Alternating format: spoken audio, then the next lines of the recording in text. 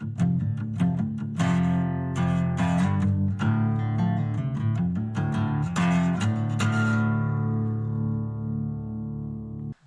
welcome back to the Whiskey and Motorcycles YouTube channel. I am going to kind of do a short random video this week because I have a training TDY for work and I'm trying to film something so I can have it edited and ready for you guys this week. So I've got a bunch of stuff going around in the garage that I'm just going to go over and show you what we've been doing, kind of catch up on a bunch of small things, show you some plans, setting up. Also got a new tool I'm going to announce here in this video. It's going to be pretty cool, hopefully be a big help to the shop, and also just going to be a neat learning curve for me. But anyways, go ahead and start off with, I'll just show you the updated stuff on the chopper. Alright, so when I said chopper, I meant the mini chopper. So last episode of this or whatever, made those fender brackets or the sissy bar brackets, and I ended up shortening them way up because I liked, and I kind of bent them a little different because I liked the curve, the way they went around the back wheel. I welded them to the frame here, and then I added a little spacer and welded the spacer to the end and ran a bolt through the back for those. So that's nice and secure now. We got some purple grips they were longer actual bicycle grips, and I just cut them down to about the same size as Strider grips were. Because I don't think I've mentioned, or maybe I did, but we're gonna paint it purple. So wanted matching grips. I got a 12-inch front wheel. I got that like a day or two after, I believe, I did the fender brackets. So we got that now, and then I put the tire on there and put it all in the front. So it kind of gives it more of a chopper vibe with the 10-inch back wheel and a 12-inch front wheel. So that's what we got done on that. Not too much other than, but that's like I said, that's where we're at. So we'll eventually, I got to work on the neck a little bit, tighten some things up, and strip the paint off there. I did get a little donor bike, I guess you could say. I bought it just for the fender because I figured these fenders would fit the wheel a little better. These are 12-inch wheels, but I'm trying to put on the back wheel, and it still kind of fits a little odd. And it also, the way the bracket is on it, it's kind of weird. So I'm not exactly sure how I'm gonna mount this yet, but I really do want to run that back fender on there. You know, I'll probably end up cutting it somewhere here and just have a short fender. I kind of have a bit of an idea of how I could do it, I think, but we'll just have to see how it works out. We'll cut it and kind of figure it out. But I bought the bike for 20 bucks, and I figured, well, you know, use the fender and sell it again for 20 bucks or donate it to a kid that needs it. And then I've got the new tool that we're going to go over here in just a second. We're going to, let's see. Yeah, let's just go ahead and go over it, and we'll move on to the next thing. But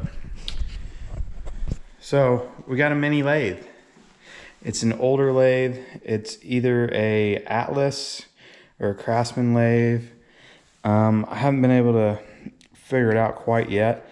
The guy I got it from couldn't remember, and the label on the outside is worn off, but it came with this little table. It's okay.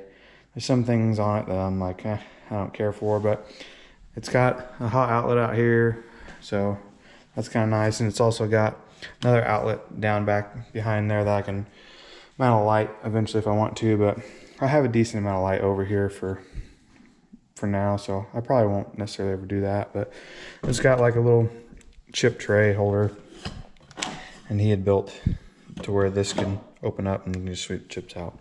So that's kind of nice. It came with a live center and then a 4-jaw chuck. So those of you that know about lathes or know how to use them know that, especially me being a beginner, I'm just learning. The 4-shot chuck it's different. It's harder to use just because you have to center it yourself. Each jaw goes in on its own, whereas a 3-jaw chuck, you got 3 different spots you can adjust it, but you have your chuck key and it turns them all on at the same time, like a regular Jacobs chuck on a drill or whatever. Anyways, it's a 16-inch center 4x4 bed.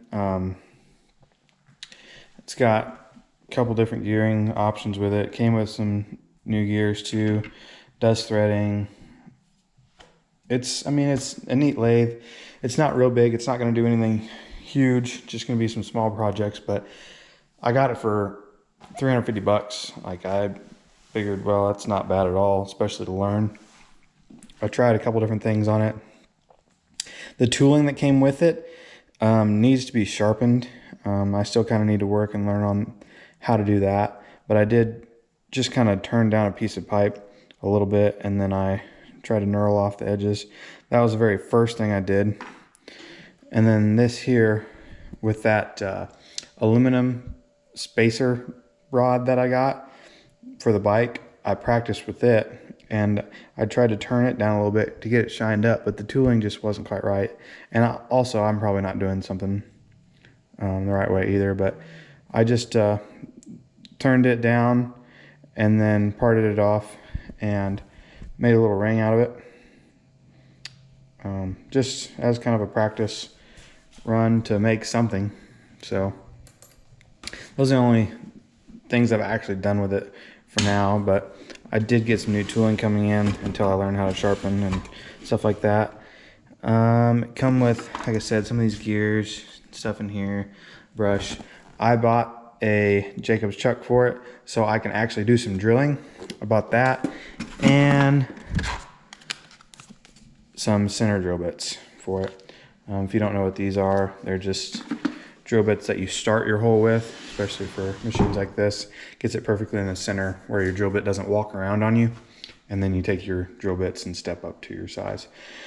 So, like I said, now that we got that, hopefully it'll help maybe make some little parts around the shop every once in a while, once I once I really figure out how to and learn how to use it. But I do think it's gonna be pretty cool. And eventually, if I end up using it a lot, and if I do learn it well enough to use it often, then maybe we'll step up to something a little bigger. I do want to buy a bigger lathe eventually one day, either way, especially if I do learn. So that's kind of a cool, neat project we got going on. Hopefully we'll be able to incorporate it in some videos here soon.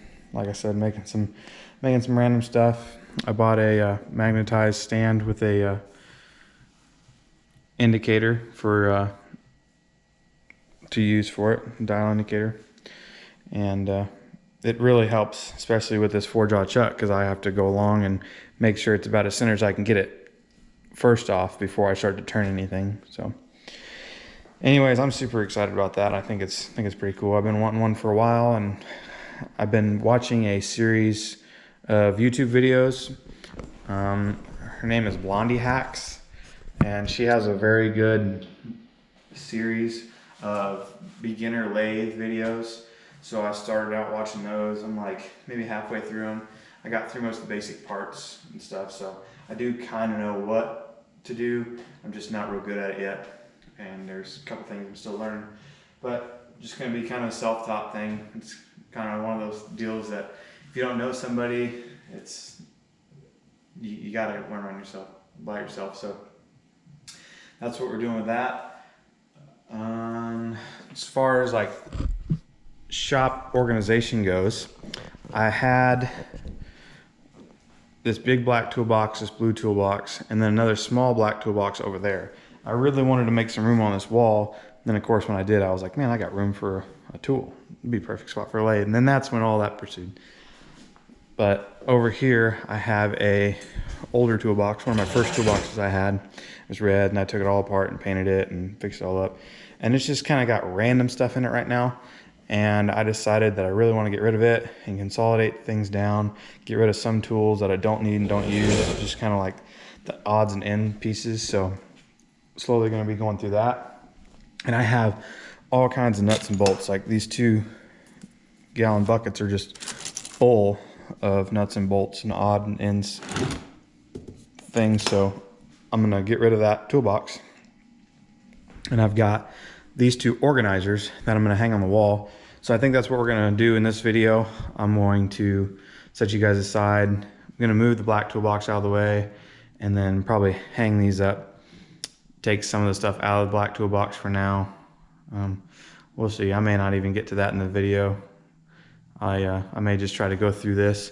Just depends on what we get done. Like I said, I'm kind of limited on time because I've got that TDY this week, and I'm just trying to get some kind of video out for you. Plus, it gives me the perfect opportunity to walk you guys around the shop and show you what we've been doing. Chopper's still the same.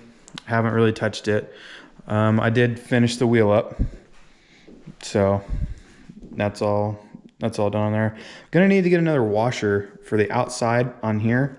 I'm not sure exactly why, but I had to put a little spacer in here, the one that I bored out for now, because I couldn't get the axle tight enough in there. So I either need to add some on my spacers, which I may try first, and then if that's the problem, then cool. But if not, we're gonna have to do something because the threads, the axle was still sticking out past where the threads was, so it wasn't tightening all the way down. So we'll figure that out, and then that's probably going to be just another small thing that I do off camera. But I did have to drill this out. I also talked about that in the last video, how it wasn't big enough to go through the actual axle piece, not the threaded part, but the inner. And that's part of the problem too, I believe, why it's, not threading down all the way and tightening. So I'll work on that. I rode this last weekend, about 45 minutes down the highway, and I rode it plenty of times before with these back bags on there. And if you remember, I fixed those pipes like I had said in the video and straightened them out. They didn't really move them too much back here, but I don't know what it was, because this pipe before was angled up just a little bit. It must have been just enough or something. Now that it's closer to this instead of angled up here, anyways, it blew my bag out. I do have the other piece. I went ahead and threw it away. But I got another bag on order. I think what I'm gonna do is just get like a sheet of diamond plate aluminum or something around here and rivet it into this part of the bag in a couple places. That way I can still open it, but it's gonna have to cover both sides. So I'll just kind of bend it around, or however. That's what I'm gonna try to do, at least, because I don't know why it just all of a sudden decided to do that. I was worried about it when I first put the bags on here, and I rode it for a couple hundred miles or more, a few hundred miles, and it was fine until the other day. All I did was run it 45 minutes down the interstate, and I look back and it was blown out. So that's another update on that. I got that project to work on now. Everything else on it's still good to go. Still been riding it. It's been great. So we're gonna go ahead and work on this over here a little bit. I think I'll like I said, I'll set you up while I do some of this. Maybe get these hung up. If not, well, I'll see you in just a little bit when I do my outro. But either way, we'll see what we get done. All right, well, I'm gonna go ahead and close this video off. I cleaned a couple things up with the toolbox, moved some stuff around, put the bolts and things on top of it. So probably don't really look like I did much, which I really didn't do a whole lot. But I'm gonna wait for now, because once I actually clean that whole toolbox out, I need to be able to take it out of here so I can put these there. I don't want to double stack stuff right now. Right now those are out of the way, and I just decided to wait. I don't want to rush it because I still got a lot of stuff I need to do. I need to pack for my trip. Still have to get this video edited. So I'm gonna go ahead and call it quits for now for Out in the Garage in this episode. Thanks for sticking around and showing back up this week to watch and see what we're doing. We'll hopefully get back to some more chopper stuff or whatever here soon. There'll definitely probably be some chopper stuff coming back because I got to start to get rolling on this bike or it'll never get done.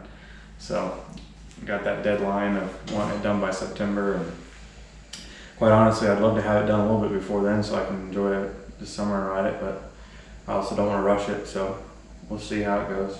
Also, if I don't get it done for September, then I don't get it done for September, but I want to take my time, and I definitely want it to be a nice bike. I mean, it's a piece of art that's coming from me, and if I am going to put it in a show, like, I want people to look at it and be like, wow, it's a nice bike, and, you know, see the artisticness in it, and know that I tried my best. Even if it's not professional work, you can still see where somebody tried in something and took their time. Like, there's certain things that people can say, oh, I'm not really good at that, but some of that's just they didn't take their time to follow through and do it the correct way. Like polishing bits and pieces, there's a lot of people that don't do things like that. You can have a really nice bike and then they didn't polish stuff. They take it and have somebody paint it in this beautiful paint job and this like beautiful frame, got new chrome parts and stuff, and there's a couple of engine pieces that are just dull, you know, oil leaks and stuff, and it just doesn't match. I understand if it's like an old school chopper, you know, the whole thing looks rough, but to have something that has a pretty paint job and then the small details aren't done, I don't want to do that, especially if I'm able to do it. I want to do my best. So we're going to take our time on it, but we're also going to make sure we get to work on it and get it done. I don't want it sitting around forever, you know. It's no fun just looking at them, not getting to ride them sometimes. I do love working on them, but especially the way this one's coming together, I'm super excited to ride it and see how it works out. So anyways, like I said, thanks for sticking around. Hope you enjoyed the kind of short overview of what's going on in the garage, the shop this week, and we'll be back to some regular content here soon.